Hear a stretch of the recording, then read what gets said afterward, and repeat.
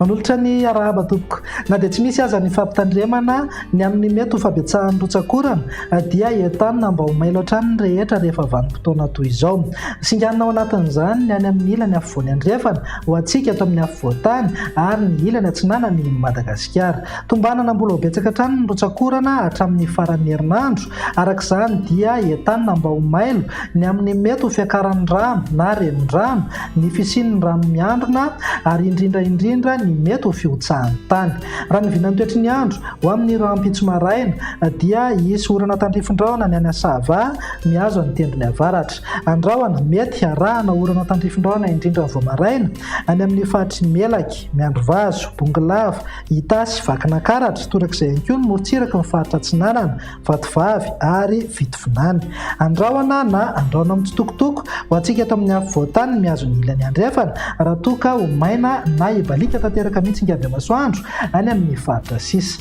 Raha ny vinan'ny toetry ny andro ny tolakandro indray dia ho maina aloha amin'ny ankapobeny ny any amin'ny fahatry Sofia, Analanjorofo, Iorombe, Anosy, Androy ary ny tapany atsimo ny fahatry Menabe. Ny faritra sisa tsy voatonona teo kosa dia miandrandra, oram-baratra avokoa. Ny vinan'ny maripana tsy dia misy fiovana firy ato anatin'ny 3 andro avy, manodidina amin'ny 4.30 degré ny any amin'ny fahatry Sofia, 3.30 degré ny any Toliara. Ho antsika eto amin'ny faritra anatiny dia eo amin'ny 5.20 ka hatramin'ny 8.20 degré ny maripana ambony indrindra. Morontsiraka Atsinanana no mety hisy fiakarany kely eo amin'ny 30 ka hatramin'ny 2.30 degré ny maripana ambony indrindra. Ny vinan'ny toetry ny andro ny sabotsy dia saika ho maina aloha ny any Asava sy ny tendrony avaratra ary ny morontsiraka andrefa ny Madagasikara. Ny faritra sisa dia miandrandra, oram-baratra avokoa. Ny maripana indray dia mihotafiakatra 4.30 na 5.30 degré ny maripana ambony indrindra any amin'ny faritra Atsinanana, Analanjorofo ary Sofia. Eo amin'ny 9.20 na 7.20 degré kosa ho antsika eto amin'ny faritra anatiny. Raha ny vinan'ny toetry ny andro ny alahady ary no hamarana antsika azy dia andrahona na andrahona amin'ny tsitokotoko ho an'ny Melaky, Menabe, Bongolava, Itasy ary Analamanga.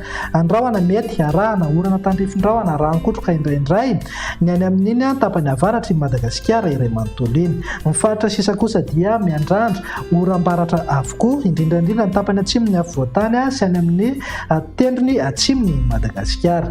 Ny maripana indray 4.30 degré hatrany any amin'ny fahatry Sofia, 4.20 na 5.20 degré ho antsika eto amin'ny afovoantany. Morontsiraka Atsinanana manodidina eo 7.20 ka hatramin'ny 2.30 degré ny maripana ambony indrindra. Dia izay indray vinan'ny toetry ny andro ato anatin'ny 3 andro avy manome fotoananao ho amin'ny manaraka indray. Veloma tompoko.